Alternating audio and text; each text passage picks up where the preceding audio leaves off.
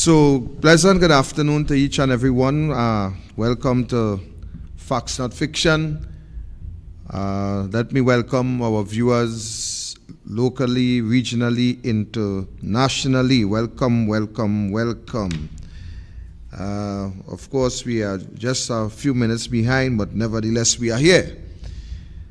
I want to begin, first of all, by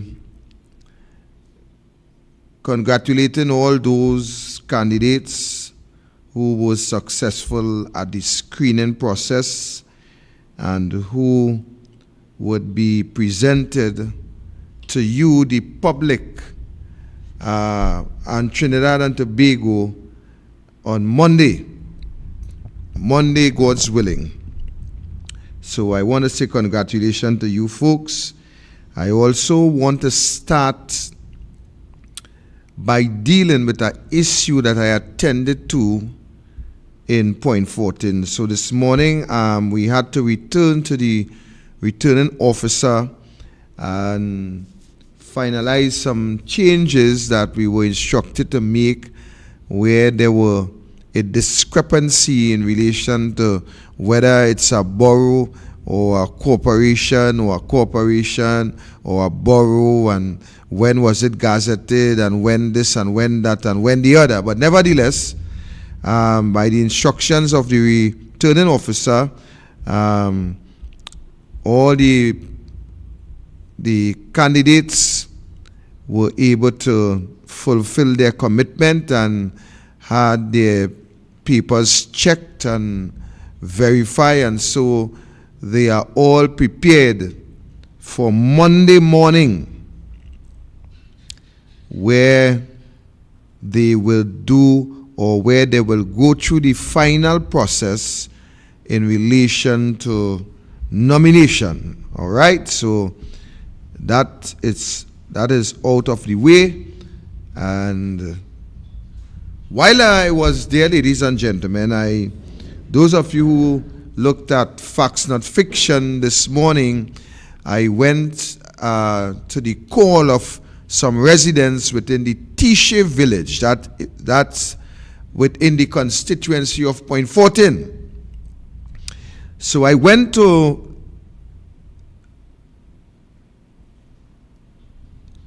Tishe in relation to an ongoing issue that is taking place between 9th and 8th Street, 19th and 18th Street within the Tishe area.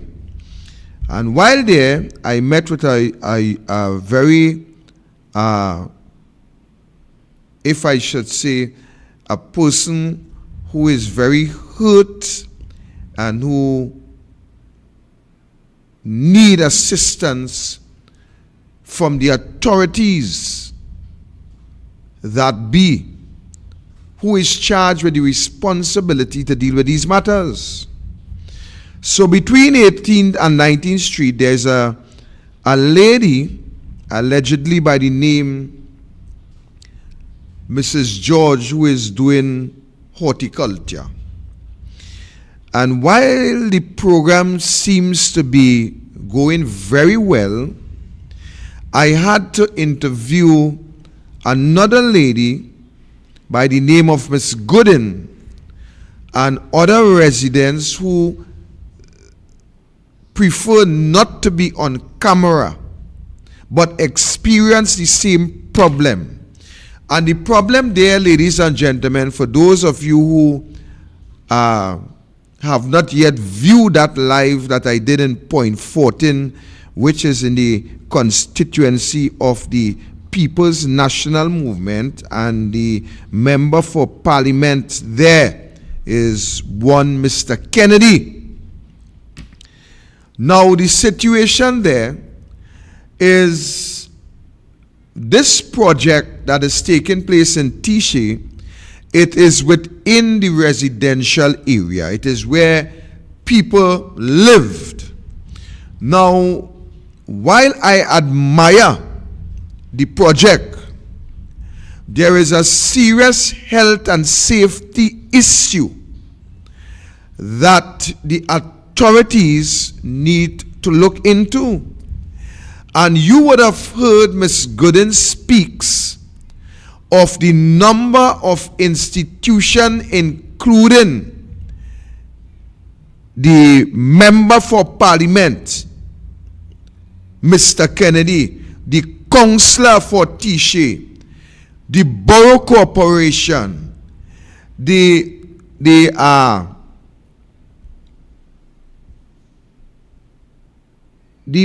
institution that is responsible for part of that land space there, ETEC.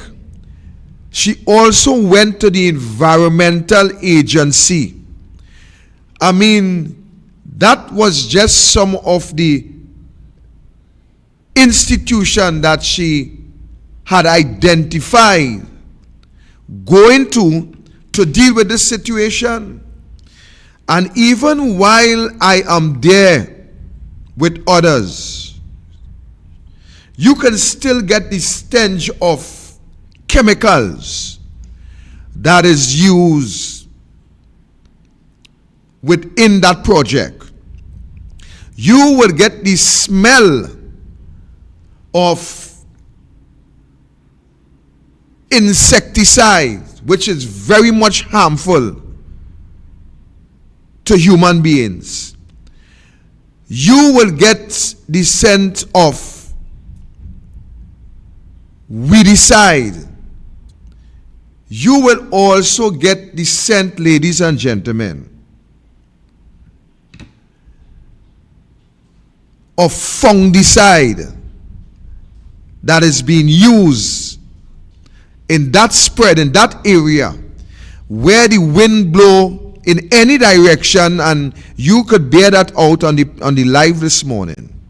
But the point I want to come to, ladies and gentlemen, is why a citizen of this country would go to the agencies that is responsible to deal with environmental disaster, to deal with hazardous chemicals. A matter of fact, why would you go to the EMA? Why would you go to that institution and report situations, and yet still they would turn you down and not even visit the site? A matter of fact, this lady daughter also fell ill because of the chemicals that is being used there. Added to that, there were instances where some photos were sent to me where this Miss George allegedly brought police officers who would take it upon themselves to give the neighbor instructions to move fence posts and to remove fence and to carry it there and place it here and carry it elsewhere without even documentation to prove that there is some sort of ownership for the land, a cadastral sheet, a survey of the property to show where boundaries would fall. Why would police officers take it upon themselves to act as surveyors in matters that they do not have authority to deal with? Why? Because this alleged PNM activist, and I want to ask Paula Gopiskun this afternoon if she have any influence in what is going on there in Tisha Village and Point 14 between the 18th Street and the 19th Street. I want to ask Paula Gopiskun, if you, Madam Gopiskun, if you are influential in allowing what is taking place there to take place. You see, I realize in this country, once you are a member of the PNM, you could do whatever you want. And not only do whatever you want, but you can get certain arms of the protective services, namely the police in this instant, to come there in their uniform and operate as though they are surveyors and moving fence posts and moving fencing to accommodate one who is alleged to be an activist for the member of parliament for Point 14. Is that where we reach in this country? Is that where justice now lies within the hands of those who are in power, so that they could do as they please to you, compromising your health, your safety, your children's health, the neighborhood health, and because you are some activist for some political party, namely the PNM, you can do as you want. You can spray any chemical that you feel without having the audacity to even utilize on your fence the necessary protective gear to ensure that you trap the fumes that will be coming from the mist blower or the spray can, to protect the neighbors and to protect the citizens, simply because you have some kind of authority, allegedly from the member of parliament, from the councillor, and allegedly from Paula Gopi-Skun. That is what I want to find out here this afternoon. I keep telling you on this program that there is one law for the PNM and another law for the rest of the country. Now, this is in a PNM constituency, mind you. Mind you. And it matters not to me whether all of them there is PNM. That doesn't matter to me. What matters to me is fairness, justice across the board. What matters to me is the protection of people's health. What matters to me is the protection of the children within that community, who may be much more wise than those who support the party that keep them in bondage. Much more wise. That is what is very important to me. So today I am calling on the Environmental Agency. I am calling on you to do your job. I am asking the police in Point 14 to desist from what you have no authority, no legal authority to do. You doesn't have any authority. Where there's a land dispute, the court must settle that. You have no authority to go and move fence posts and order people to move fence posts. Do your job as police officers in Point 14 and do it fairly and do it across the board.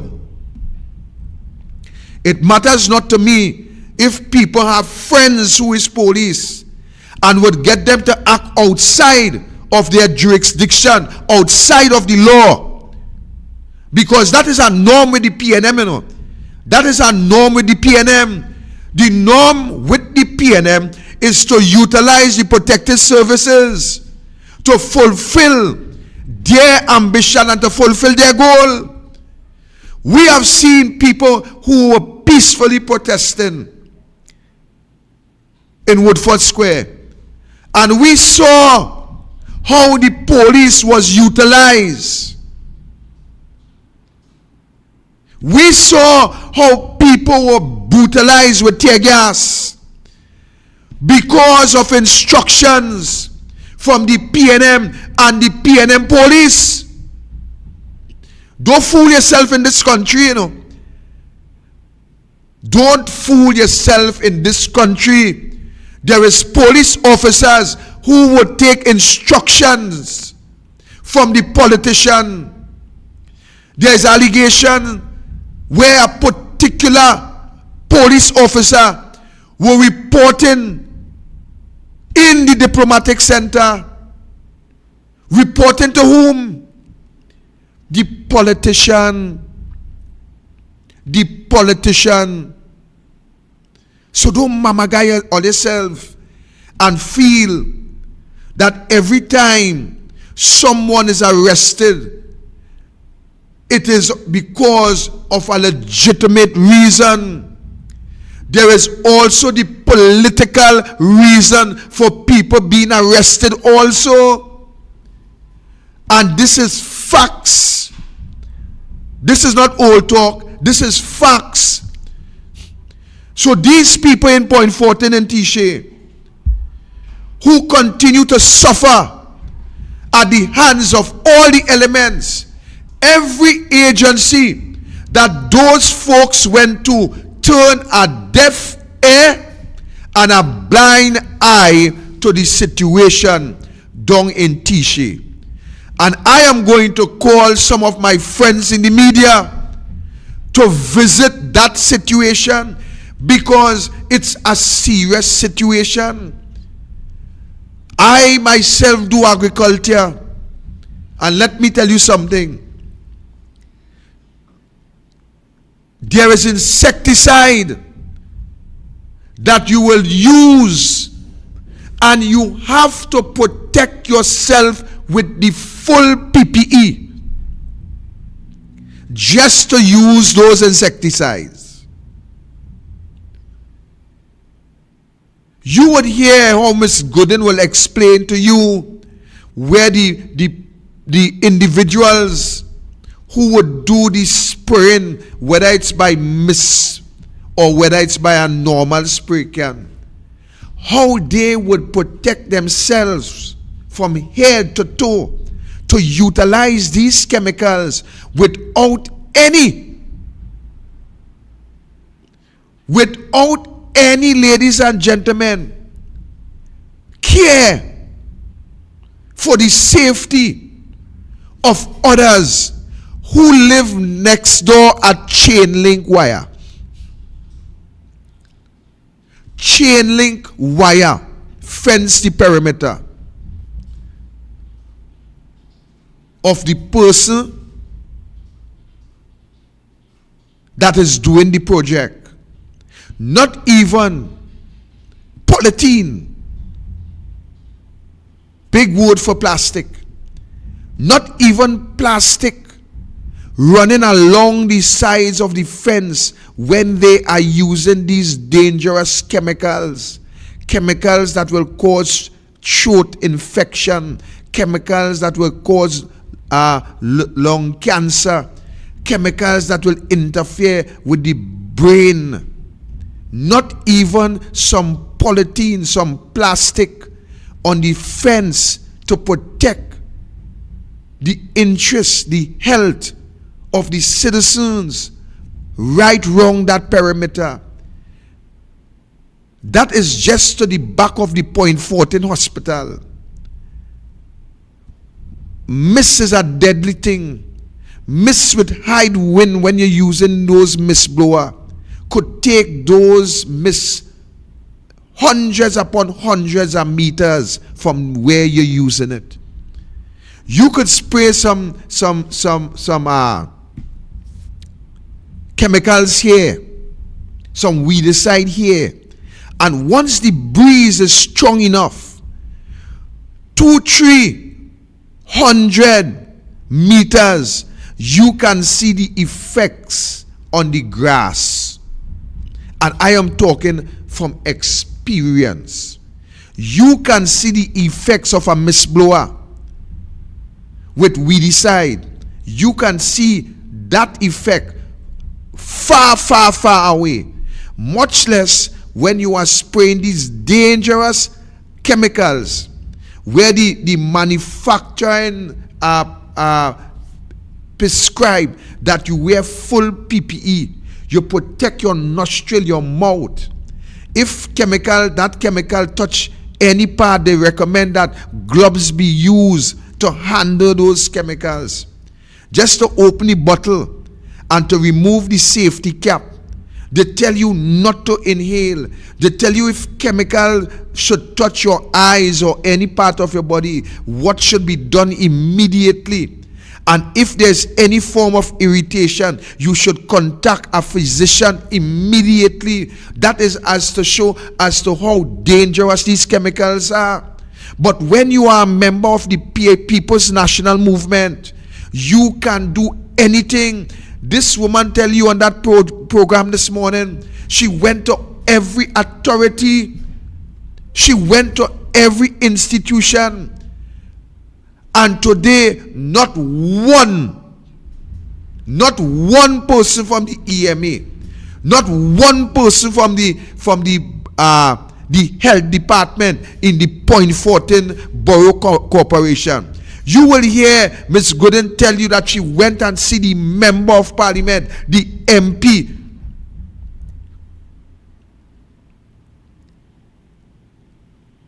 Nobody wants to address the situation because you have an alleged PNM activist that will go and solicit your votes. That is where we are in this country. That you don't care about the health of the citizens. Well, I should even say that, because I have seen how the Minister of Health, Terrence Dialsingh, operated under the pandemic. I have seen how Dialsingh had 63 ventilators, while the infection rate with this virus was over 1,500 per day. While over 400 and 500 people were critical and needed the ICU, needed ventilators, Terrence Dialsingh had 63. And that was good governance. That was good health care. And while your family die by 3,000-4,000 thousands and beyond, they tell you that they were doing all that is necessary to preserve the lives of your family. And you know what? You accepted that. You accepted that. I didn't accept it. I didn't accept it. I took a coffin from Erin and I carried by Dialsingh house. Straight in front of Dialsingh house. You know why? Because I didn't accept that. I was hoping that when I reached by Dialsingh, that he would have come and lie down in the box. So he would have understand the pain and agony that other families was feeling because of his incompetence and government negligence in relation to dealing with the pandemic. That is why I took that coffin there. That is why. And let me say this. If it warrants it again in this country, be sure, rest assured, that I will do it all over again. Because you people need to understand, and I will do a series on that coming somewhere around the corner. You people need to understand what happens when situations occur that affect your neighbor and doesn't affect you. As yet, you feel that you are safe because by your neighbor house. You have not even took the time to measure that, hey, if it's so close to me by my neighbor house, it probably just a matter of time before it reach in my house. And that is what is happening in Point Fortin and Tisha. The persons on this side who is affected directly by the chemicals that are used, those on the other side, it doesn't bother them. But little do they know that the wind, the same wind, the breeze that you enjoy within the atmosphere, the neighbor who's spraying those deadly chemicals, while the neighbor will have control on the mist blower, the machine that doing the job, the neighbor and even the individual that is spraying the chemical, they have no control as to where the fumes of those chemicals will end up. So when you believe that you may very well be safe, hold on. Hold on. You may just very well end up a couple years from now with some lung disease that you would only realize after you are diagnosed and the professionals tell you that this is as a result of chemicals that you inhale. Then you will know that you should have stand up with the neighbor and the neighbors on the other side while they were getting it directly. 3 of the individuals thus far visiting the Point Fortin Hospital and other clinics because of serious chest symptoms, breathing problems, and even one lady said to me today that she, as a result of what is happening, she now faced a serious situation that she visit the hospital frequently. That is what is happening in Point Fortin. So I give my word to those individuals that I am going to get a cameraman, I know the cameraman that I am speaking about, to come down and to interview, to bring the story public and to expose the EMA, to expose the councillor, to expose the member of parliament, to expose the PNM activists, and to expose the minister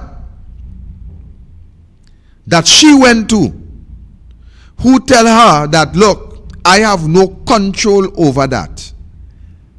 I want Paula Gopi-Skun to tell us if she is aware or if she has any investment whatsoever in that project that is taking place between the 18th Street and the 19th Street in Tisha Village in Point Fortin. I rest it there for now. I rest that there for now. But I will follow it up and I would expose it, because I am saying in this country, all of us, we must do the right thing. I don't care if he is a member of the PNM, if he is a member of the UNC, if you are the Environmental Management Agency, if you are the Point Fortin Borough Corporation, it matters not to me. What matters to me is that all of us and every institution function within the realms of the law, and that we do what is right, morally right, to ensure that justice, fairness, and equity travel throughout the length and breadth of Trinidad and Tobago. That is only when we would be able to have good governance and a different class of citizens in this country. That is when we will reach that point. I am also going to advise Ms. Gooden to take legal action and to serve all the various institutions that she went to report this matter for negligence. Every institution, from the member of parliament for point 14, go right back to ETEC, to the Environmental Management Agency, and every other institution that is charged with the responsibility to ensure that the right thing happens, and including suing the PNM activists for what they are now experiencing and the health issue that they have at this point in time as a result of the chemical. That is what I am going to advise, and that is what I am going to do. So arrest that matter for now. Arrest that matter for now. Let's move on.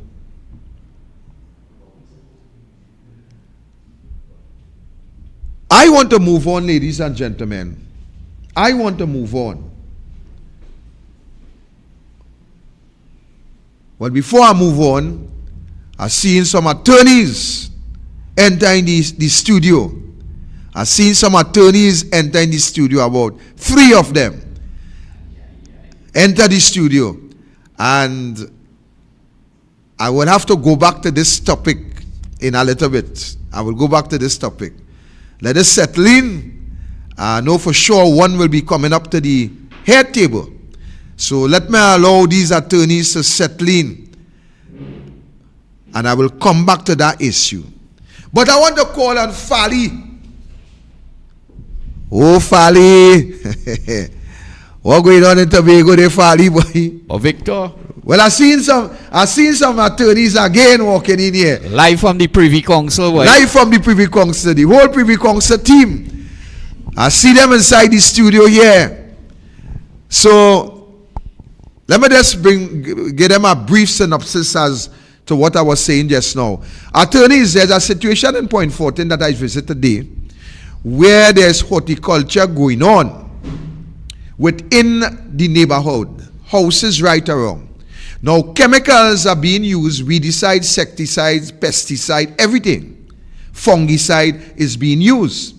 Now, as a result of what is happening, neighbors went to the various institutions, which will include the Member of Parliament, Mr. Kennedy, Richard Kennedy in Point 14, the Borough Corporation, the EMA, and various ministries as a result of the chemicals that is being used.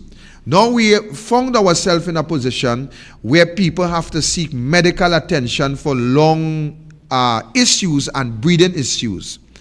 I did a video, live today at the area, and I also advise the individual to seek some sort of legal opinion as to the way forward with what is happening in T-Share there between 18th Street and 19th Street.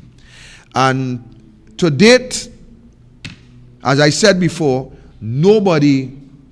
this is a matter that is going on for approximately since 2019. But it reached a stage where people have to now seek medical attention. And to date, with all the various reports that were made to all the institutions, to date, nobody showed up. As a matter of fact, one of the lady went to a particular minister, and the minister said that he cannot deal with that situation that is out of his hand, a minister of government. So I asked them to look at options, and I may very well be referring them to some of you to see what best legal advice that they could get. However, it is also alleged that the person that is conducting the operation, which is a very beautiful operation, I went, it looked nice. The person is also a known PNM activist in Point 14. And I don't know if that's the reason why all the member of parliament and the borough corporation and all that the neighbors went to complain fall on deaf ear. I do not know. So I will want to speak with you guys somewhere along the line after the show, and you could advise me, and I would be able to advise the lady as to the way forward with this situation. All right? So there you have it, ladies. This is the British team. I almost say the King Kong Seals, the Trinidad King Kong Seals, but nevertheless, a day is coming that we will be able to recognize them even as a King Council, because those individuals that I'm speaking about, their ambition is where it's supposed to be, and they will continue to study to bring themselves to the level where they would be able to even one day be crowned with that name. So I look forward, I'm waiting for that day, and one of them will be on the head table very shortly. So that's it. I will rest this case with Point Fortin for now. But I want to ask Fally, how things in Tobago? I find Fally started talk all of a sudden. Fally win this thing so long, and we were just hoping he would have started Lego some files, because in 19 years them never even file anything. I thought Fally coming to bust some files, but all of a sudden... I don't want you to see this evening, Archie. I don't want you to force me to end up in Bacchanal. Because it seems as though that is only when Rowdy start to attack them, they just harm out. Right. But I don't carry me there. I ain't going there this evening. All right. Because you go put me in Bacchanal. But your show running fast, eh? And we have them Privy Council fellas here. Yeah, they come in. So, Fally, I think that we are at a place in our society where I am very much pleased to hear, to listen your discourse in the Tobago House of Assembly.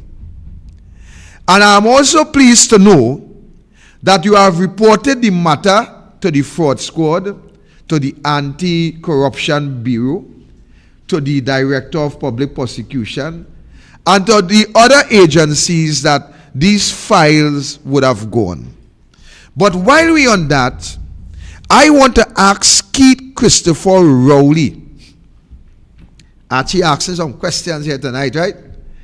I want to ask Rowley, if this whole halaboo in Tobago with this alleged corruption, with how much $100 million, I want to ask Rowley if he know, if any are he partner, if any are he partner tie up in Dakalalu. I want to ask Prime Minister Keith Rowley, with all this bacchanal, with all this alleged corruption for work that has been paid for, that was never did, I want to ask the Prime Minister if any are he partner tie up, if any are he partner name, if any are he partner in Tobago or Trinidad tie up in this multi-million-dollar scandal, Kalalu, corruption, collect money, what can do. You know that remind me, Archie, that remind me of a zip line, boy. That remind me of a zip line in Tobago. That remind me of a zip line where how much money spent and the zip, you could see the zip, but you can't see the line. That's what I want to know. I want to ask Rowley if anybody who gave he some kind of 400,000 off. I want to ask Rowley if anybody, you know Rowley is the best salesman ever, Archie. You know Rowley is the #1 negotiator in Trinidad and Tobago, right? I want to ask Keith Rowley if anybody who give him 400,000 off that didn't end up on some integrity form, I want to ask Rowley, if anybody like that jumping up in this Bacchanal in Tobago with this multi-million-dollar scandal, where hundreds of millions of dollars, taxpayer money, your money, paid out, gone in people's pocket, people spending, people eating shrimps and drinking scotch, people playing golf. Every time they hit a golf ball, they change it. Every time they drive a golf cart, they want a new one. Every time they use the golf club, they're looking for a new one. They're bringing along and importing the best from all over the world. I don't know if that is where all the money jumping up, all the taxpayer money. But here I want to tell you today, all you only know about all this set of corruption in Tobago, you know why? Because the PNM government does not control the Tobago House of Assembly anymore. Be that as it may, I want to cross-reference that. I want you to think that if we now come in to know,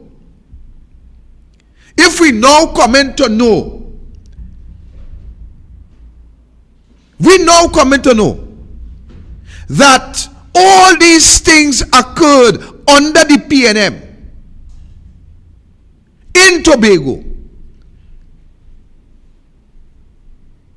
while we wasn't hearing a word about it, while the PNM was in control of the House of Assembly, while the PNM was there, we didn't know about zipline, we didn't know about road that contractor get paid for that never pave, we didn't know hundreds of millions were being spent, hundreds of millions of your taxpayer dollar were being spent without any accountability.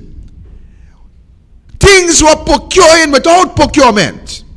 Everybody were living lavish off of your taxpayer dollar. And the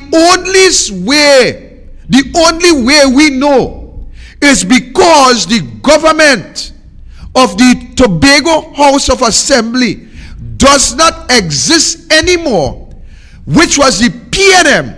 But now we have Fally and the team in place. Is now we are seeing from audit statements the level of corruption that were there existing in the Tobago House of Assembly while the PNM were in control. You now understand why Rowley went at lengths to ensure if he had to go to the EBC, if he had to change boundaries, whatever he had to do, it was win Tobago at any and all cost, because the Cosa Nostra could have been exposed.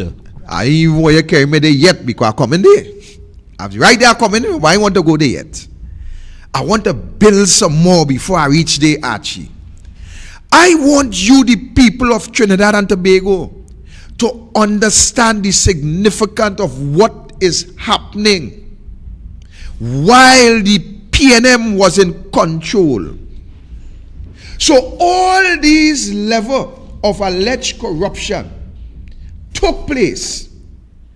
Some allegedly with Rowley good partner. Some allegedly with Rowley good partner. But guess what? Some material from Tobago, from Rowley partner, allegedly, leave Tobago and was coming on Mosquito Creek. All you remember that? All you remember Gary Griffith talk. Gary Griffith speaks to a license, an explosive license, that he was hounded down to ensure one of Rowley alleged partner get. All you remember that? So today, we are now seeing that the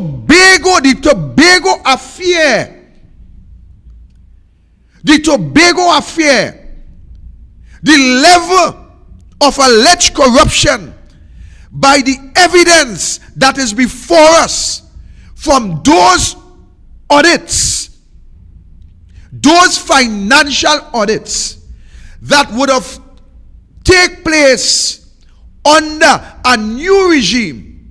My question to you, if the PNM was still there in power in the Tobago House of Assembly, my question to you is how many more millions of dollars would have been accounted for, and accounted for quietly? Not a song under the PNM. Archie talked about the Cosa Nostra. We will deal with that just now.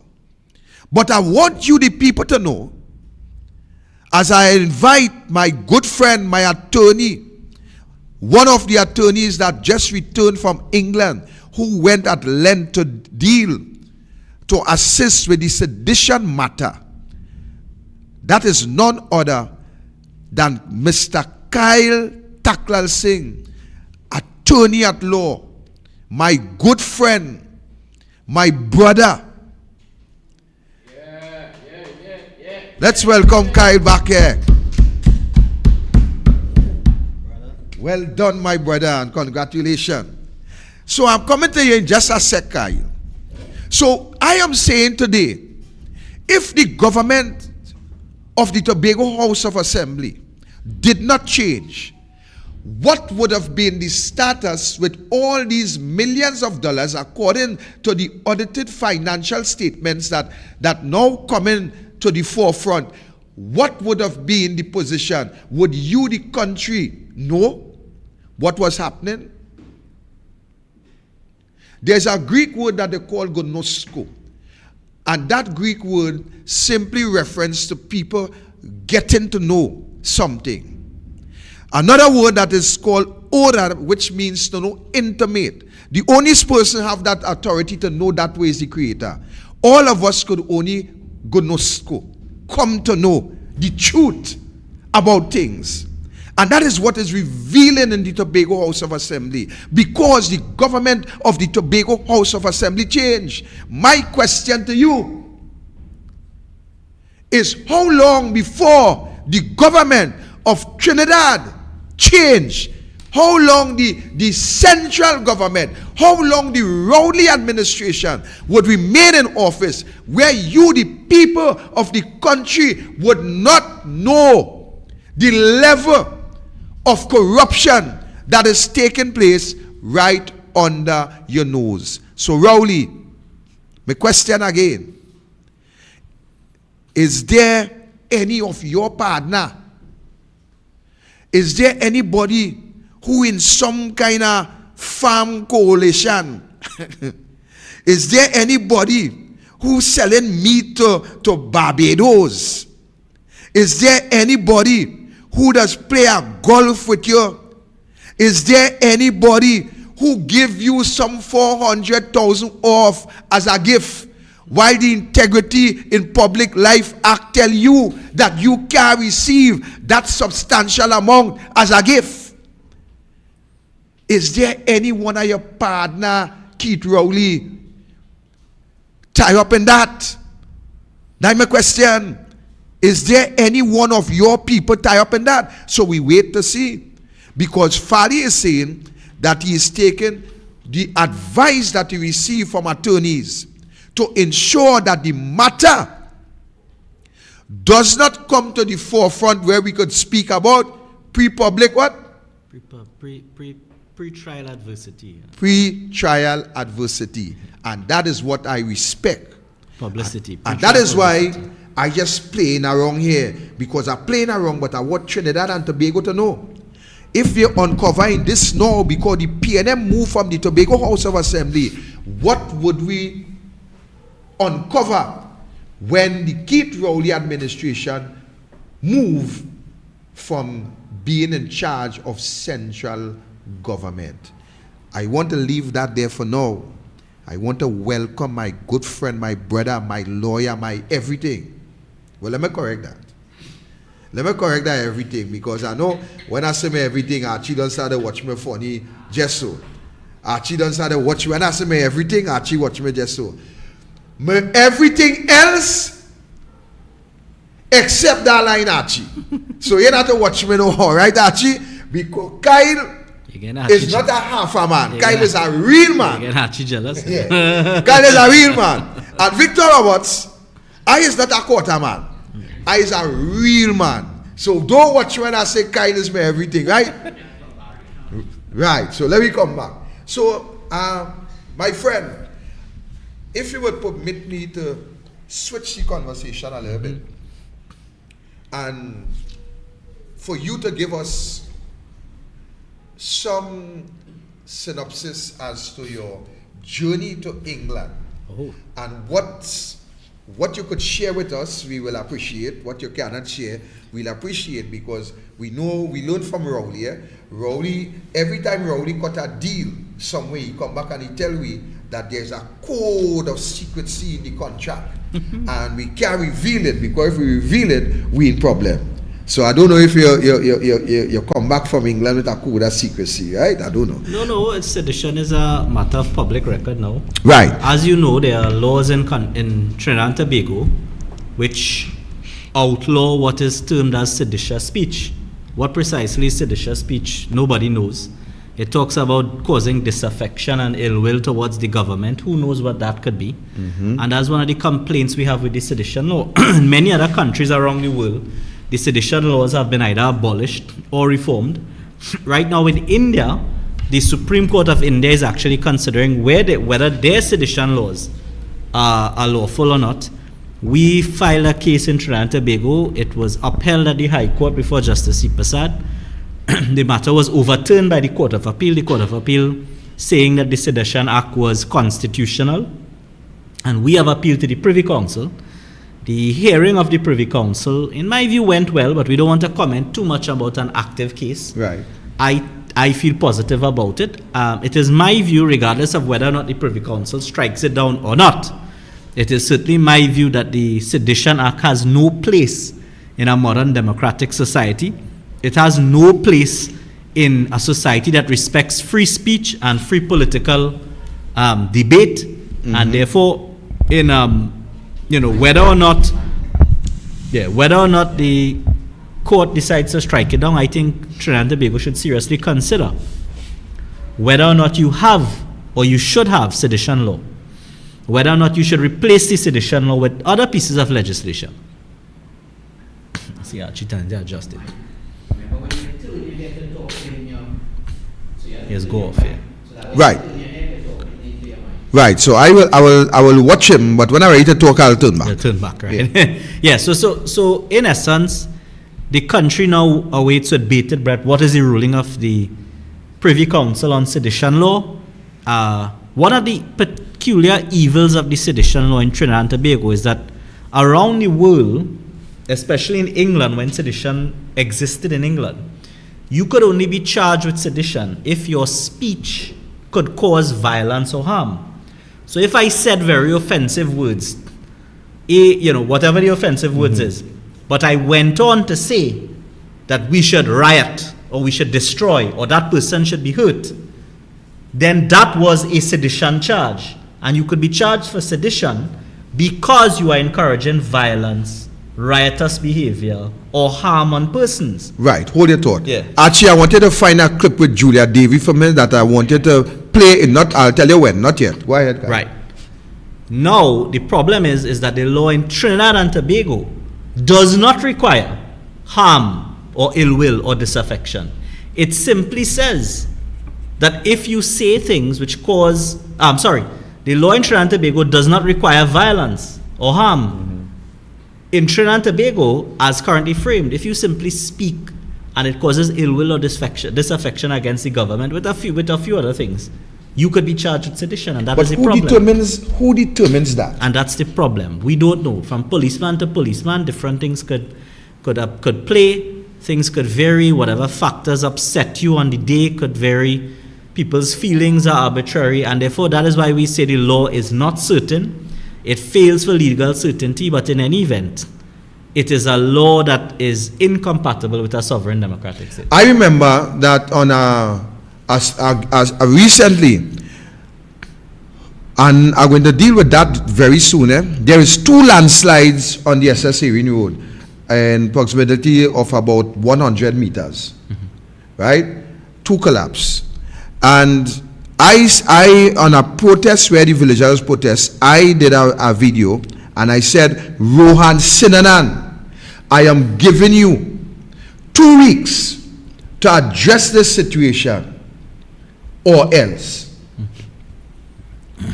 You know, the police visit me to find out what or else mean. Yeah.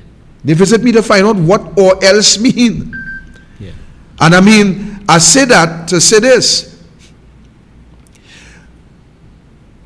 Would it be a case where if I speak factual, facts,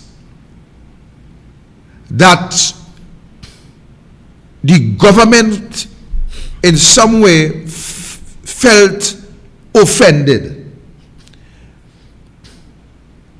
Would it be a situation where the police can pull me in or take me into custody because the government complained about my speech? Well, they should not. But unfortunately, if you get the right policeman, you could be. And that is the problem with sedition law. It is too arbitrary. It is too vague. It is too uncertain. It fails the test of legal certainty.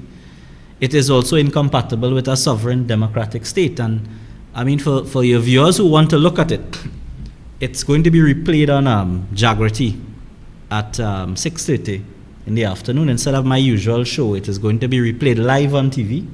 So you could listen, you could see how the law lords dispense justice and treat with arguments. You will hear the arguments of our arguments. We were led by Mr. Peter Knox, King's Counsel, Mr. Ramesh Lawrence Maharaj, and Mr. Dinesh Rambali. Those were the 3 persons who led us. And on the state side, you had Mr. Fayed Hussain and Mr. Rishi Das. And they were very interesting legal arguments, excellent discussions. The court was very interested in the case. And I think that when the judgment comes, well, hopefully it's positive. But if it's not positive, then we have to lobby for change politically. Because the only way that we will destroy that sedition law, if the courts don't strike it down, is if politically we abolish the law through parliament. Actually, you have the clip? Yes. Play that clip. Let me get the attorney view. Well, I don't want to I don't want to give a view on anybody, no, but I will look at it. Right. Here the part I'm talking about. Yeah. I wanted to give a view if I should use those words to the government. No, well, I could say no from up front, but right. Go ahead. Let's Why actually?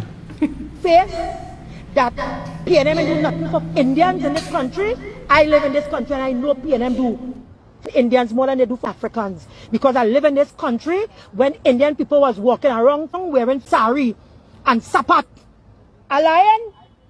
Am I lying? Oh. I live in this country and I saw as a little girl Indian people walking around wearing sari and sapat. Some of them used to walk barefooted in this country.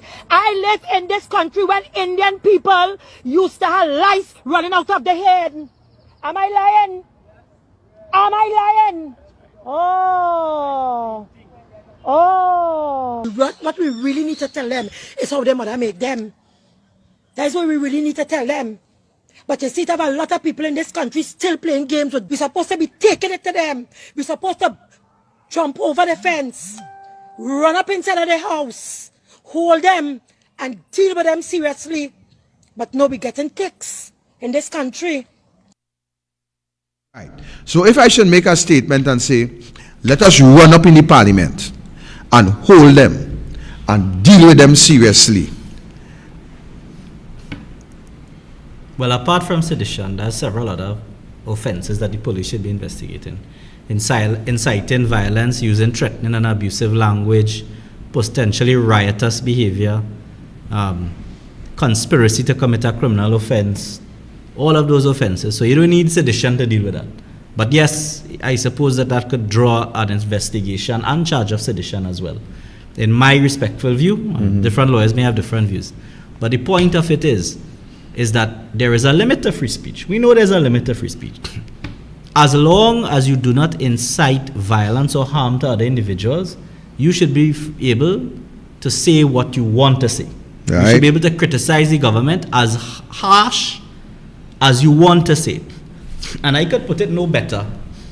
Archie, go on YouTube and I want you to look for King Radio Sedition. King Radio Sedition. Right? I want you to look for that. You'll see it as a calypso.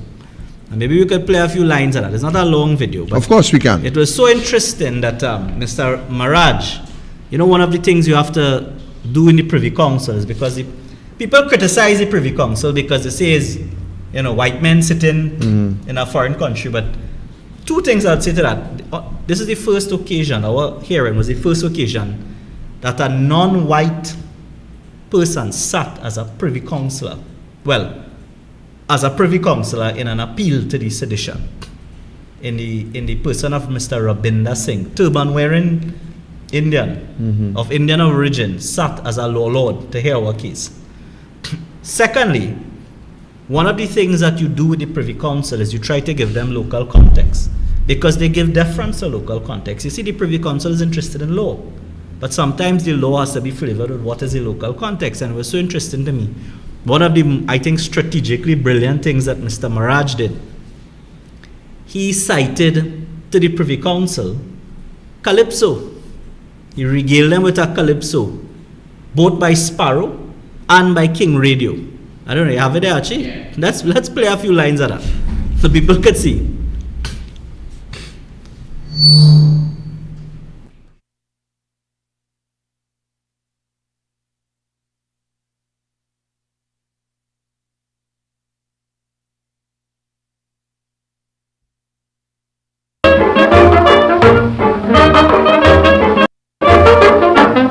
Believer one in the rich and poor. Be careful, friends, today from this seditious law.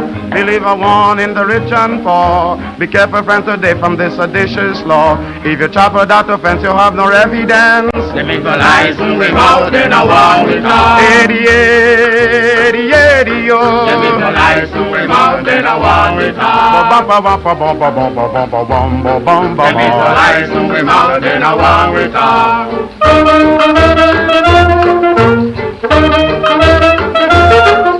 A fellow was charged for that offense, and his lawyer couldn't break down the evidence because the juror's decision that he was guilty, but the judge really acted with sympathy. I mean, by giving him 2 years in custody. They legalize and we out in a war with us. Eddie, Eddie, Eddie, oh. They legalize and we out in a war with us. Bumpa, bumpa, bumpa, bumpa, bumpa, bumpa, bumpa. They legalize and we out in a war with us.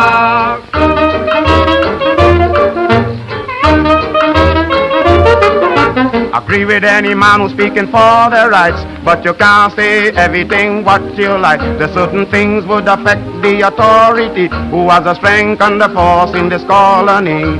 And when you get the blow in the jail, you'll walk. Eddie, Eddie, Eddie, oh. Bumpa, bumpa, bumpa, bumpa, bumpa, bumpa, bumpa, bumpa.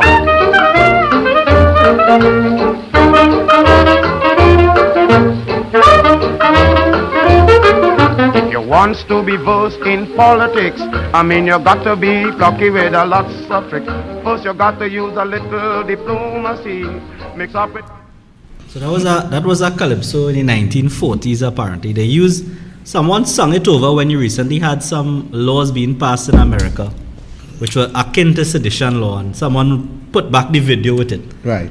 But it's so interesting that since the 1940s, Calypsonians, who are said to be the voice of the people, even though we all know that they're more vociferous against UNC people. Of course. But let's say the voice of the people have been complaining about sedition law. Sparrow sung one in 1971. I don't know if you'll find that one actually, but in 1971, Sparrow also sung one. And that was also a very powerful one. If I just want to read some of the words. The people of a country shouldn't afraid to talk their mind. If you guilty here, is straight to jail without a fine. Betrayal of people's trust to me is much more dangerous than what they're talking about. And that is Sparrow essentially saying, you are misusing Parliament's power to pass law to suppress their speech. And that is more dangerous than allowing people to say what is on their mind. And something that Mr. Maraj said in his closing words to the Privy Council, it was very moving for me. He said the power of sovereignty now resides with the people of Trinidad and Tobago, and they should have the right to criticize their government in the strongest possible terms without the threat of being arrested or prosecuted for sedition. And the basic premise to that, sovereignty in 1976, we became a republic. In 1962, we were an independent state, but we still had the Queen as the head of state. Finally, in 1976, we became a republican state. And what we decided to do is to specifically include in our constitution that we were a sovereign democratic state. And what does that mean? It means that sovereignty, which formerly resided in the King or the Queen of England, now resides with the people of a country. And therefore you cannot strip the people who are supposed to have the power. You cannot strip the people of the right to criticize their government, even in the strongest terms possible, with laws such as sedition law. And so we await the ruling of the Privy Council, but either way, as I said, win, lose or draw, people in this country must demand that the sedition law be removed from our books to bring us into the modern ages or into a modern democratic state. And I think that is important, and that was the whole exercise that we undertook. In England, it was a really lovely experience, appearing before a court which I consider to probably be the best court in the world. It is the best court in the world because it is one of the most... Oh, I see you have this sparrow. Play a few lines of this sparrow. Oh, you better put your tail between your leg and play it. Cause anything you say we're going to call it ridicule. The laws must change up, yes. But Lord, this one too fierce. Now we are talking about sedition. Careful, careful how you're talking. Hey, sedition. Careful, careful where you're walking. Plain gesticulation is straight apprehension in police detention, charged with sedition. I want to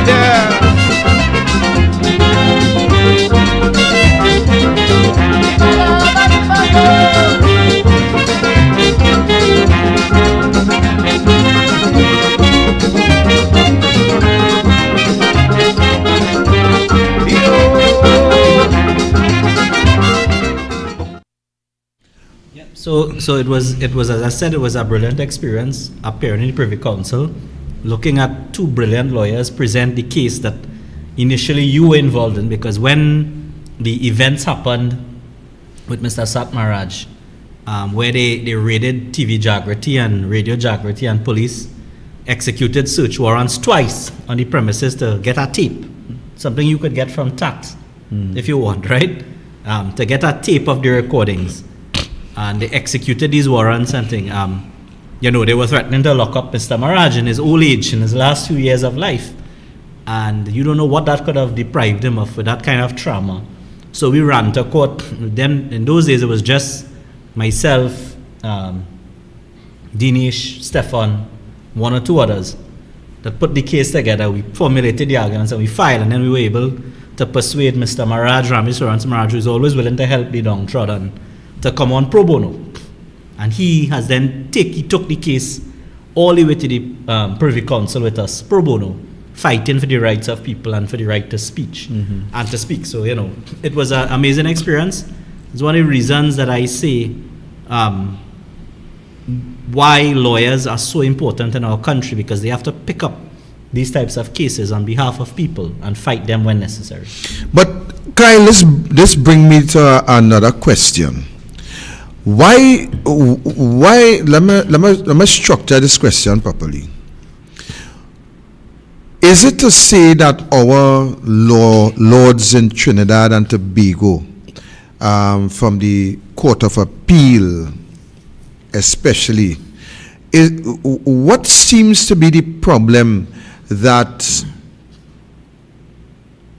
some of the matters that would be adjudicated upon from the High Court, they will overturn the decision, only to go to the Privy Council and to reverse what they overturn. Is it a case where our judges, so to speak, is it a case where we are lacking in further in our studies, or is it political interference that cause? I mean, I just guessing here. Is it political persuasion that or political interference that will cause these matters, one at this level, a judgment which seems to be in the right, when it reaches the Privy Council? Why the Court of Appeal? Why we had this problem somewhere within the Court of Appeal? What could possibly cause it? Is it to say they lack in learning? Is it to say that is political interference? What? I don't know, because we have seen where we spend millions upon millions of dollars by what we can safely call good judgment from the High Court that was overturned by the Court of Appeal. And then when it reached the Privy Council, we get the same result that we had in the High Court. What you will say to that? Well, I don't want to, it's not that let's put it like this. It happens both ways. Sometimes there are judgments that are upheld in both courts and overturned in the Privy Council. Sometimes there are judgments that are not accepted in the local courts and then upheld in the Privy Council. So I don't see any pattern either way. Let me put that very plain. I do think that there are questions to be answered by the judiciary in how it appoints and promotes its judges. I think that the system has to be reformed. I don't think the current system where you have a JLSC appointing, and the JLSC is largely appointed by the president, who in turn is appointed by the prime minister, who the JLSC then looks for judges. I do not think that is a good system, and I think we need to look at that system. I think there needs to be a broader pool of persons who choose judges, and I think there should be different tiers of selection and different panels, because it is too important a position for someone to be appointed as a judge, and the perception that society has is that the judges being appointed are being appointed by a JLSC, who is appointed by a president, who is appointed by the PNM government. I think we need to do better and look at a system. I'm not talking about any judge in particular. I'm casting no aspersions, nor am I casting any aspersion on any particular judicial institution. But I do think we have to now look at our system of appointing and promoting judges and deal with it, because it was in the public domain a few years ago. One, the process for appointing a judge is in court right now because of the Julia Caesar matter, the Marcia A. Caesar, sorry. That matter, the controversies around that matter are well known. There are allegations that she was pressured to resign. That is now making its way through the courts. You've had judges who have come out to complain that they were not promoted, and judges junior to them being promoted, and you have the Chief Justice responding back and forth. So the system needs reform. That is something that has to be done by a government with a sufficient majority, and that is why politics plays its part in a democracy, but not just politics, not just ranting and raving and running with foul accusations and using stupid language.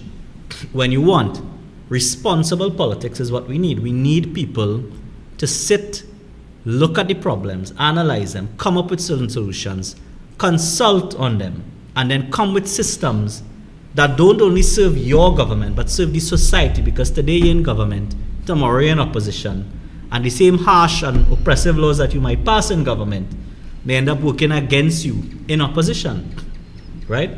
I mean, one of the things we know has to be reformed is the EBC laws. A lot of EBC laws are very archaic, outdated. You can't, why is it an election petition? You have to file it in a certain amount of days or else it's struck out. Yes, there's a promptitude issue, but we can't look at that. Why is it that the election petition stops at the Court of Appeal? Why shouldn't it go all the way to the Privy Council? If we have issues, why don't we get an external person to look at the issue? Because you don't want allegations of politics playing its way in an election petition case. You want confidence in the electoral system. So these are things that are very, very important. So we need to look at them carefully and analytically and decide what we want to do and what kind of country we want to be. I saw recently that we're going to host the CARICOM Summit in Trinidad and Tobago. After hosting a crime symposium recently and spending millions of dollars, we have now, I think, volunteered to host the CARICOM because it was not our turn to host the CARICOM symposium or conference. Trinidad and Tobago has decided that it wants to host it, spend millions of dollars to host it, to discuss, regional issues, I suppose. But the 50th anniversary. So it's celebration and discussing, airy-fairy regional issues. The problems of our country are not going to be solved with fancy conferences, delegations, and celebrations. They are going to be solved by serious people holding serious positions, having serious discussions, and by serious politicians who actually want to serve the people. And until we as citizens, as party members, as persons in a sovereign democratic state, start demanding better representation, better candidates representation, and elected officials, the problems of our country will continue to plague us for eternity. So I write two questions here. Now let me ask the first one first. And I like when you speak to systems. But I think systems in this case need to be broad-based. Yeah. Because not only the judiciary we will find this problem, we will find the political appointments, whether it be a president or a commissioner of police or head of the Integrity Commission, and all these sensitive offices where we should demand a high level of independence. Offices that should not be influenced at all by any political bias, or any political persuasions, or any political pressure. But we have all these offices existing in this country, and to the end of the day, we have a prime minister who would basically make those appointments. Whether we want to say the electoral college appoint the president and this and that and that, but to the end of the day, it all boils down to the appointment of the prime minister, because whoever prime minister has the majority, that is where it will go, because they are also, that appointment is also influential by the appointment of independent senators. And therefore, the system, as you rightly put it, because of the existence and the way in which the system exists, then you will even get people, as we call it in local terms, singing for the supper. So people will vote for a choice because they know that they will be beneficial to the choice that they vote for. So in this case, is it to say we have to have a holistic revamp of our systems, the way, the methodology in which we appoint these various institutions, these heads of the institution? What you say to right, the way forward to that? On creating and filling with appointments independent institutions, there's a reality we have to face. In Trinidad and Tobago, you have essentially a two-party system.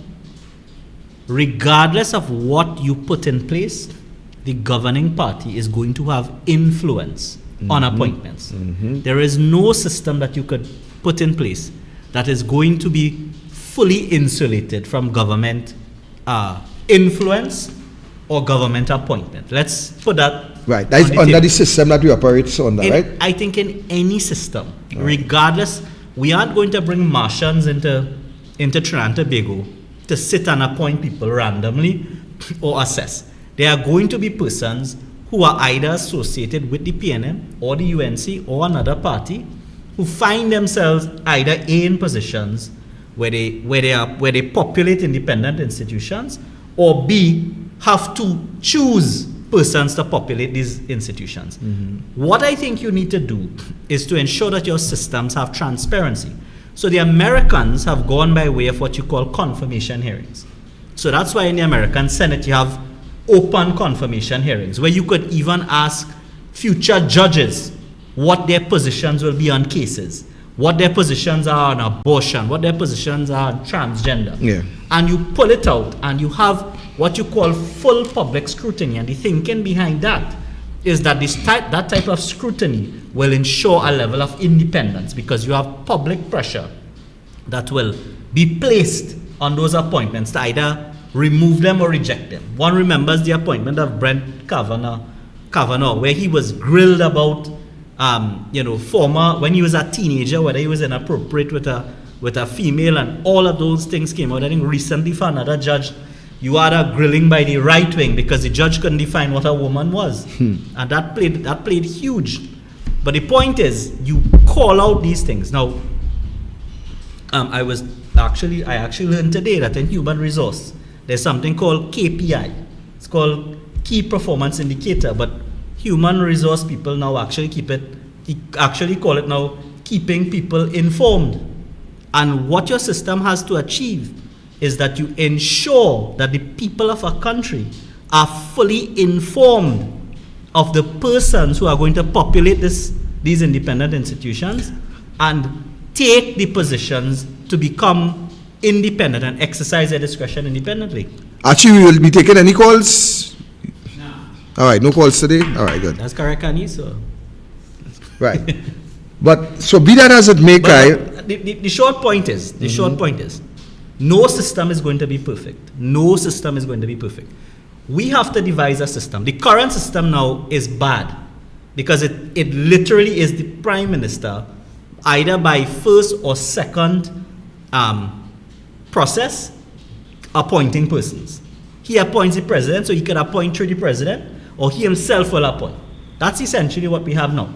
That system is bad because it relies on a system. The prime minister by convention has to look for independence. It doesn't work again because now we have a government that is trying to control everything. So that has to change.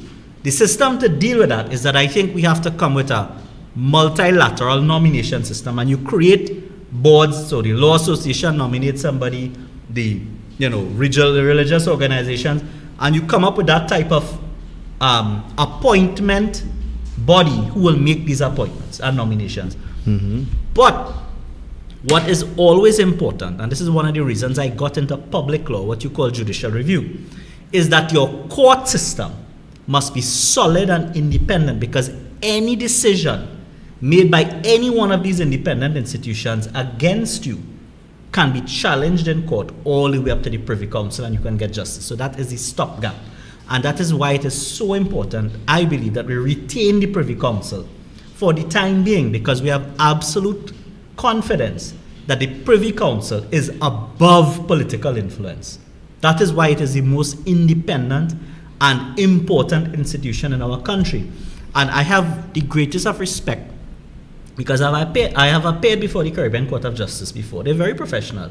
And I have the greatest respect for the judges there. But who knows, when we accede to the CCJ, what steps this government will take to start to influence appointments in the CCJ. We don't know. And therefore, what I could guarantee is that this government cannot influence any judgment in the Privy Council or any judge being appointed in the Privy Council. And that is why, as the ultimate stopgap, we must have that court continually in place for as long as we can have it. The second question I wrote here while it was on your discourse is, do you think any government with the majority to change the system would want to change the system when the system as it is gives the prime minister all the authority? As you said that, I remember a famous comment by Lloyd Best. He said that the only time you're going to have change is when nobody wants it. And what I think what he was trying to say is that when people want change, what you have is a hardening up of both sides and a cancel off. So you want constitutional reform, the other side says, no, I don't want constitutional reform. Because the side that wants constitutional reform is trying to put things in place to outmaneuver the side that does not want constitutional reform. And that's the problem. The way around that is that you have to have a government that is strong enough but benevolent enough to get into power and do the right things and put in place the right pieces of legislation to ensure reform. When the UNC government was in power at one point in time, they didn't have to pass legislation like the Judicial Review Act. You know what the Judicial Review Act is? That is an act that allows the citizen to challenge government decisions. But they passed that. When the UNC government was in power, it passed the Freedom of Information Act. You know what that act is? That is an act which empowers the citizen to get any piece of information or documentation from the government that could be used against the government. And that is the type of government we need. That is the kind of attorney general you need. Someone that will sit there, or a government that will sit there and pass liberal legislation to empower people. You remove things like the Sedition Act. Why do we have that? You know, you do away with all of these oppressive pieces of legislation and oppressive things that keep the citizens disempowered, because you have to understand, open, fair, and transparent societies prosper. Right. Open, fair, and transparent countries prosper. It is the dictatorships that do not prosper. And that is why we need people must recognize that their vote is important, that the governance process is important. But one of the phenomena that I have noticed is that a lot of young people in the country, that young people in the country seem to be disengaged from the politics. You don't hear the kind of conversations in sixth form and in UE about politics that you used to hear 20 or 30 years ago. They aren't discussing issues, they aren't discussing politicians, they aren't discussing political views, they aren't discussing philosophies. And I think that has to do with the quality of politics that the parties are putting out. Are we doing the right things to engage them? I mean, it's a question we have to ask the UNC as well. What are we doing to engage young people to start having that political discourse and discussing issues? Because we have to understand that it is these kinds of narratives in society, change, reform of different pieces of legislation. When you have those types of discussions, you create a narrative, and that narrative eventually leads to change in the country, because you put pressure on politicians and the government to make the right types of change. You know, when unfortunately you had this Andrea Barrett death, and we have had many deaths in our country, many deaths, but you had a real unity and coalescence of society around that death because of the horrific nature of it. But I think also you have had deaths that have been, on par in terms of gruesomeness, etc. Right. But because people were fed up, they galvanized around that issue, and you had the government being forced to come and say, well, they're passing pepper spray legislation and other legislation and reforming things in the magistrate court, etc., which they did. Whether they've implemented it now is another story. But that is an example of how people have the power, if they can unify on an issue and if they can discuss issues and agitate, can come out and force real change in a country. Of course, that is why perhaps the government wants to suppress free speech and suppress protest. Why should we have to ask the commissioner of police to protest? Those are the kind of laws. I mean, recently I had a ruling which I want to come and discuss with you from Justice Rahim, where he actually ruled that you don't need permission to do a protest. You need permission to march. You need permission to have a procession. But you don't necessarily need to have permission to do a random protest. And those are the kind of distinctions. So the courts will eventually fix them. But that is why we must get the court system right. If we get the court system right and justice system right, the entire society is going to be... But how could you get it right when these appointments again come really through the Prime Minister of a country? But that's what I'm saying. You have to change in the least the process by which we appoint judges in our country, because it is not good enough to simply have the Prime Minister. They will still play a role, I don't doubt that. But what I think is that the GLSC must be comprised of a larger group of persons. The Law Association should nominate persons, the religious body should nominate persons, the opposition should be allowed to nominate persons, and then perhaps you need a two-tier step, where you have to pass the first step by recommendation and then the second step by approval. And if you can't pass both steps, then you're not going to be accepted as a judge. So we need to think it out. There was a paper by Justice Gobin, who actually looked at the system and she made certain recommendations as to how we should go about doing this, which I think needs to be looked at. In England, they don't have a problem. There's a large board that does judicial appointments and it's approved by the Minister of Justice and there's no issue. We need to come to that point in our country where we are able to do these things, right, in a fair and transparent way. Yeah? All right, so as we wrap up this afternoon proceedings, I think we'll have to ask Kyle to come back, and there's a lot of other matters that we want to deal with. Yeah, we'll come back when I'm not jet lagged, because I'm still a bit jet lagged. Right, to deal. Late, yesterday afternoon, didn't sleep on the plane, so a little drained today. But election season, so we gotta be up and firing, I think, from next week. Archie, you have something to say about that? Yeah, and I say, apart from all that jet lag and election and thing, you have also big things happening too. Yes. Archie, like you want to tell the country the man going and married or some kind of thing, or Archie. Archie, that you want Like to. it looked like he forget. Archie, He didn't know what I was talking about. when the man ready, Archie, let me tell you something. Wedding is very costly, you know. Yeah. Don't try to invite About everybody. 3 minutes free. No, but you see, don't try to invite everybody on the live day and then we can't feed them and we have food for them and they come back and bad talk. You can broadcast, you can stream. You could stream, right? But you can stream. yeah. So we had a situation where Siparia and Diego Martin were gazetted as boroughs.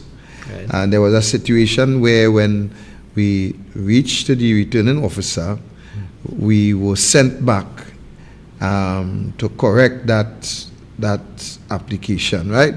Some people had it as borough because it was gazetted and so on, and some people have it as the regional corporation. Nevertheless, those who had it as borough were sent back to... Well, that can't be right. At least that can't be right. Well, hear what? They were sent back to change it to corporation. So a lot of my candidates and so on went back and changed it. And then when we produced it the next day, we had to go back and change it again now from corporation back to borough. Right? So it looked like the EBC was borrowing some people and put them in places with borrowed ideas. Yeah, borrowed common sense. Right. So we had that situation there, and well, I think it rectified now. Right. Everybody was instructed to. We have nomination day Monday. Yeah. Monday. So of course. Actually, we're doing an election special. We need to put up Yes, the boroughs well, and see where. Yeah, well, I think we might team up with the Jagrati people and do a little series special. and, a little build-up and probably team up on election night too. Yeah, well, I will be doing a special with Jagrati, I think, from next week. We want to go and discuss some election issues, local government issues. Right. Maybe go out on the field and let's go and walk some of the controversial areas, some of the tight constituencies. I know there are a few tight constituencies in Grandi, there's some in San Fernando, right? Sipar have some also. Sipar, yeah. We're going to start. I could only do things that will make my party look good. I cannot walk the independent and the other side. I am strictly biased and on the side of the UNC. So we want to win. Well, the UNC want to win all, so we could go with that approach and say we So what make the statement good, Archie? I haven't discussed it with you yet, but I want to start the program from next week, roving. I want to start a roving program within the electoral districts on my... I like that. I like that. That will give our UNC candidates some exposure. Once we ain't walking and people mashing we up or any kind of thing, I for supporting and giving exposure. Right. Well, actually, it would have the occasion. You see, let me tell you why I just take politics. I just take politics this way. Today I was speaking with an individual and I was saying, look, tell me why you supporting the PNM. And he said, I supporting the PNM because we's African. Plain and simple. He said, why you supporting the UNC? I said, I support the UNC based on the policies that came to the table between 2010 and 2015. Straight talk. And he asked me, he said, well, what policies? So I shared some with him. And when I shared the policy with him, you know what it boiled down to, Kyle? He said, but it was corrupted. That's what he said. The UNC. Yeah, he said, but it was corrupted.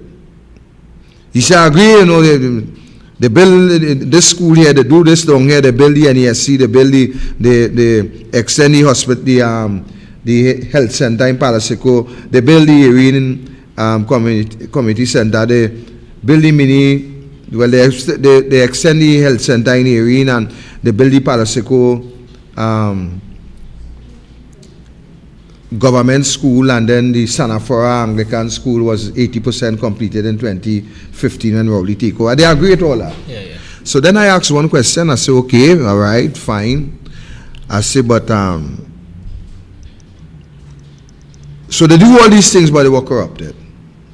Okay, I work with your argument. I said, but what Rowley give you? Uncorrupted government like the PNM government that we have now, uncorrupted, what they give you for the money that has been spent from 2015 to now. He said, well, plenty things. I said, well, all right, but look, I just call out some things there for you. We dealing with Labrain or in Palaseco, you call out some things to me. He said, well, boy, I really pay attention about they build plenty things. So I say that to say this. You will have on every campaign sensible people, not so sensible people, and you will have some downright idiots. Downright idiots. You will have that on any campaign. And there is those who would not want to hear you. There are those who would listen to you. And then there are those who you will consider as the fanatics. So in every constituency you walk in this country, you will have those category of people. So there is those who will boo you when you're passing. There is those who don't want to see you. You understand? But at the end of the day, when the election is finished, you have a percentage of people who for you, and you have a percentage of people who is against you. If the percentage of people who is against you overweighs those that is for you, then you will lose the election. Yeah. It ain't no two ways about that. Now, if you have people voting on policy, then I am telling you, the whole process will change. But we don't vote on policies in Trinidad and Tobago. We vote on two things. We vote on race and we vote on stupidity. That is a fact. That is what we vote on. There's a small group of people, a very small group of people who really vote from an intellectual standpoint. But other than that, that is what we have in the country. That is what we have to deal with. So you will find, you, Kyle, may very well be a member of parliament for San Fernando West. And you will build half of San Fernando West. Half. But guess what? the next half will still criticize you. So when Archie say he willing to walk once people in want to mash him up, any part of Trinidad they walk, you will get people who for you and people who's against you. I mean, I'm a political novice, right? I am not engaged in electoral politics. But my understanding of it is people don't necessarily vote on issues, but people vote on trust. They vote on confidence. They vote on personality. So people will vote for Victor Roberts because they know Victor Roberts. They know and trust him. They believe in him. And they believe that Victor Roberts will make the right decisions if given office and will do the things that are right by them and will trust Victor Roberts to make good decisions.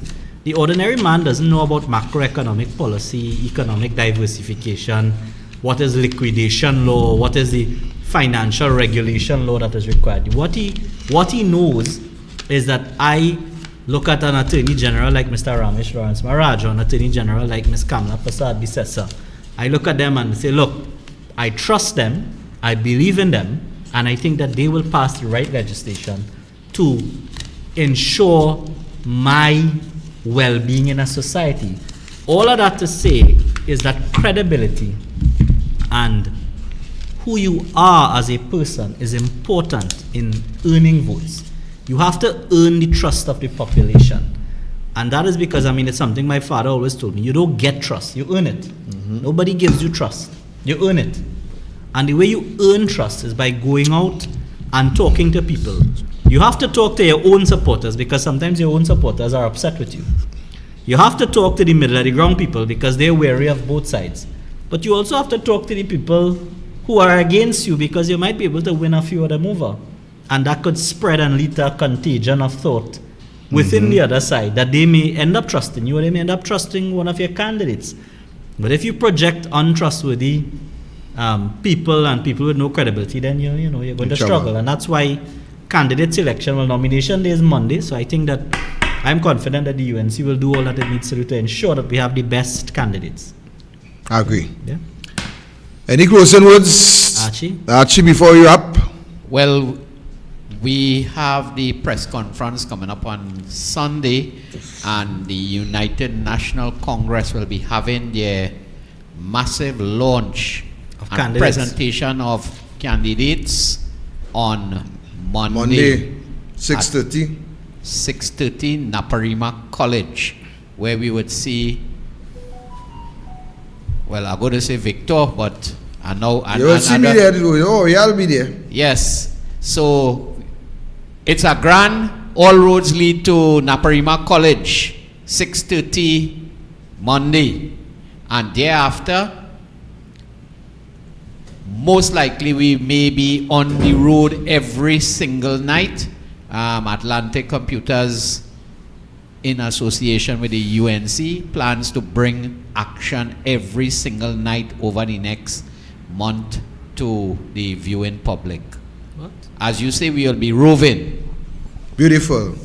So I want to thank I'm going to say the foreigner, and I didn't say the foreigner, Archie.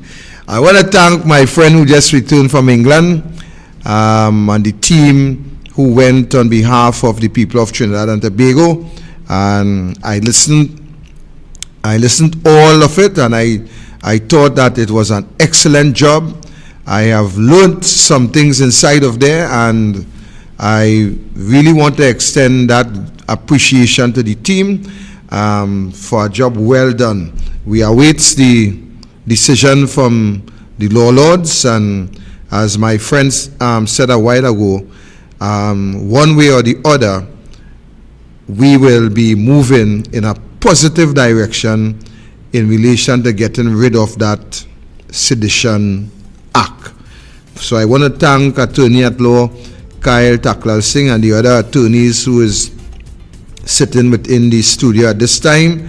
And I want to also thank Archie, thank the viewers, the listeners, those of you who have sent your comment and those who have sent your question. We want to apologize for not taking phone calls this evening. I know that you will have had a lot of phone calls for my friend Kyle, but nevertheless, we were unable to complete that exercise today. So I want you to stay safe. Remember, nomination day is Monday. I trust and hope that all is well. You folks have your deposit in hand, your checks make up to the returning officer, your nomination papers is intact, and Monday, as early as you can, make yourself available and put your papers inside, and let's get the exercise moving. Let's get the ball rolling, and of course we will do what we have to do. So until such time, God bless. We out of here.